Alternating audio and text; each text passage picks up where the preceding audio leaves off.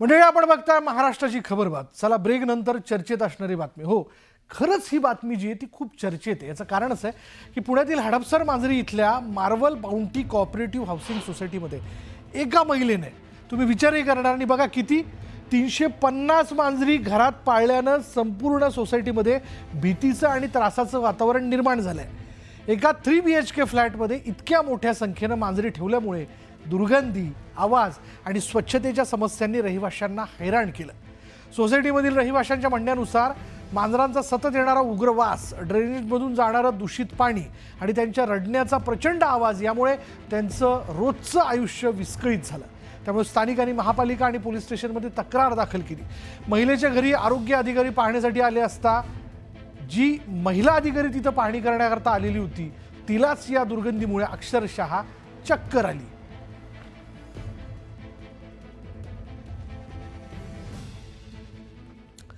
पुढे बघूया, सध्या जत्रेचा उत्सव सुरू आहे, तसंच बैलगाडा शर्यतींचा थरार देखील बघायला मिळतोय. तर पुण्याच्या वाघोलीमध्ये बैलगाडा शर्यतीत पहिला नंबर आल्यानंतर 80 वर्षाच्या आजोबांनी बैलगाडा घाटातच आनंद उत्सव साजरा केला. थेट बैलगाडा घाटातच कोलांट उड्या मारत जोर बैठका काढल्या. तर बैलगाडा शर्यतीवरील आजोबांचं प्रेम चर्चेचा विषय ठरलाय.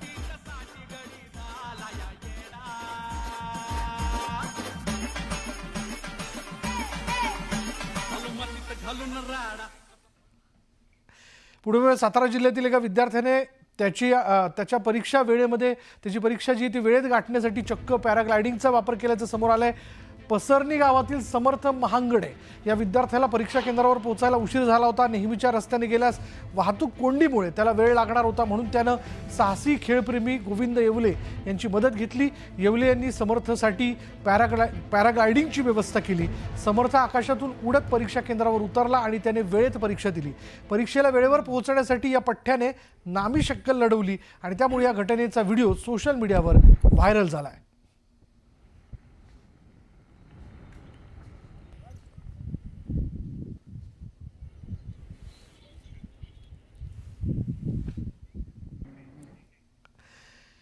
हे सगळं बघितल्यानंतर चर्चा तर होणारच. चला, चर्चेतल्या वेगवेगळ्या घडामोडी, महाराष्ट्राची खबरबात यामध्ये आत्ता या क्षणापर्यंत आपण जाणून घेतलं. यापुढे देखील वेगवान स्वरूपातल्या बातम्या आपल्याला बघायच्यात, पण त्यापूर्वी एक नजर हेडलाईन्सवर. महत्त्वाच्या बातम्या. प्रायोजक पुष्कराज रागी डिलाइट्स, महाराष्ट्राचं लाडकं आणि नंबर 1 नाचणी सत्व.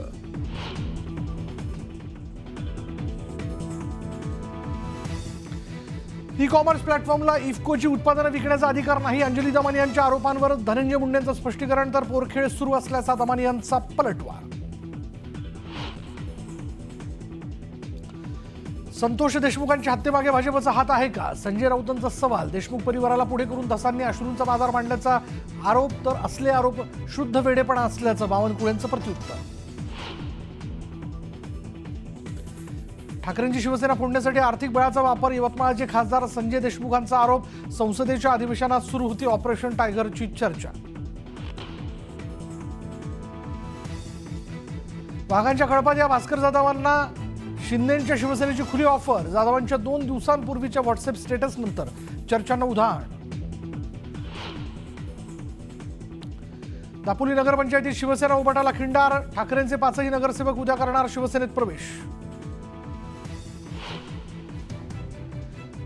रोहित पवार आणि महाराष्ट्र कुस्तीगीर परिषदेच्या वतीने महाराष्ट्र केसरी स्पर्धा घेतली जाणार. तर बंदी घातलेल्या पैलवानांना खेळण्याची संधी देणार, रोहित पवारांची माहिती. आता नेमलेली समिती अमान्य. कुस्ती स्पर्धेची निवृत्त न्यायाधीशांमार्फत चौकशी करा. कुस्तीपटू शिवराज राक्षेची मागणी. निलंबनाची कारवाई लगेच, व समिती नेमण्यासाठी उशीर का? राक्षेचा सवाल. डोंबिवलीमधील 65 इमारतींवरील कारवाई विरोधात रहिवाशी आक्रमक. रहिवाशांनी दाखवली कागदपत्र. डोक्यावरचं छप्पर गेल्यावर जायचं कुठे? रहिवाशांचा सवाल. तुळजापूर तहसीलदारांच्या केबिनमध्ये शेतकऱ्यांचा आत्मदहनाचा प्रयत्न. अंगावर पेट्रोल ओतून आत्मदहनाचा प्रयत्न केल्यानं तहसील कार्यालयात मोठा गोंधळ. इंडियाज गॉट लेटंट प्रकरणी ऑनलाईन जबाब नोंदवण्याची रैनाची विनंती सायबर सेलनं फेटाळली. प्रत्यक्ष येऊन जबाब नोंदवण्यावर पोलीस ठाम.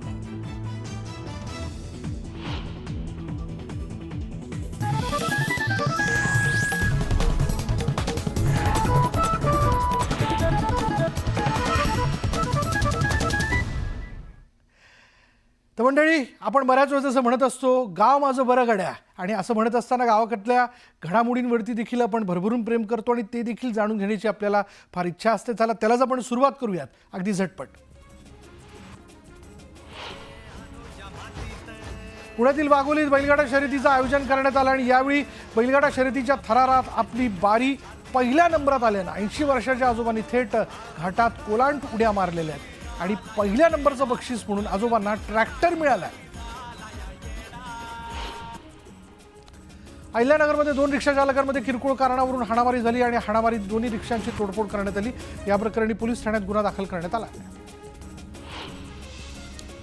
अकोला जिल्ह्यातील हातुरुण गावात एकाच समुदायातील 2 गटात तुफान हाणामारी झाली आणि हल्ल्यात 6 जण गंभीर जखमी झालेत आणि त्यातील एकाची प्रकृती चिंताजनक आहे. या घटनेनंतर हातुरुण गावात पोलिसांचा मोठा फौजफाटा तैनात करण्यात आला.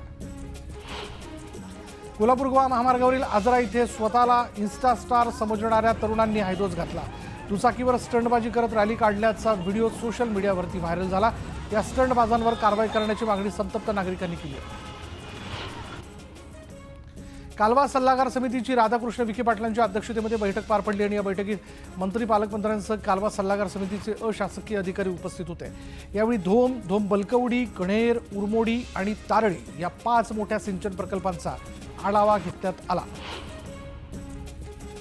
चोपडा शहरातील नागरिकांकडून नळ कनेक्शन जोडण्यासाठी पैसे मागितले जातात, मात्र पैसे दिल्यानंतर त्याची कोणतीही पावती दिली जात नाही. या उलट नळ कनेक्शनसाठी सारखे हेलपाटे मारावे लागल्यानं वयोवृद्ध नागरिक त्रस्त झाले. धाराशिवमध्ये 6 वर्षांचा कालावधी लोटला तरी जलजीवन मिशनची निम्म्याहून अधिक कामं रखडली आहेत. कामं वेळेत पूर्ण न करणाऱ्या 59 ठेकेदारांना जिल्हा प्रशासनाने नोटीस पाठवत 100 दिवसांच्या आत काम पूर्ण करण्याचं टार्गेट दिलं. तुळजापुरात पार्किंगच्या नावाखाली वसुली करण्यात येत असल्याची बातमी न्यूज 18 लोकमतनं दाखवता आज जिल्हा प्रशासनानं गंभीर दखल घेतली. यावेळी पालिका मुख्याधिकाऱ्यांनी नोटीस काढलेली आहे. 24 तासाच्या आत खुलासा करत उत्तर न दिल्यास निलंबनाची कारवाई करण्याचा इशारा देण्यात आला. जळगावच्या पारोळा तालुक्यातील एका व्यक्तीचा मृत्यू झाल्यानं अंत्यविधीसाठी स्मशानभूमीत गेलेल्या नागरिकांवर मधमाशांनी हल्ला चढवला. यावेळी शव सोडून नागरिक इकडे तिकडे पळू लागले आणि या हल्ल्यात 4 वृद्धांना मधमाशा चावल्यानं ते गंभीर जखमी झाले. छत्रपती संभाजीनगर जिल्हा परिषद अंतर्गत जिल्ह्यात सुरू असलेल्या पाणीपुरवठा विकास योजनांची माहिती घेण्याकरता अंबादास दानवेंनी आढावा बैठक घेतली आणि यावेळी पाणीपुरवठा विभागाला मिळालेल्या निधीची माहिती दानवेंनी दिली. पालघरच्या ग्रामीण भागातील मटण विक्रेत्याकडून नागरिकांच्या जीवाशी खेळ सुरू आहेत. विक्रीसाठी दुकानात ठेवलेल्या मटणावर कुत्र्यांनी ताव मारला आणि हा जो धक्कादायक प्रकार आहे तो कॅमेऱ्यात कैद झालाय आणि दुकानदारावर कारवाईची मागणी केली जाते.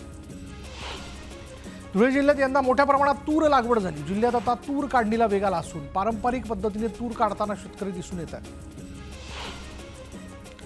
रत्नागिरी जिल्ह्यातील मांदिवली पंचक्रोशीत हापूस, आंबा, काजूच्या बागा आहेत आणि या परिसरात बॉक्साईट मायनिंग प्रकल्प झाल्यास आंबा, काजू पिकावर परिणाम होण्याची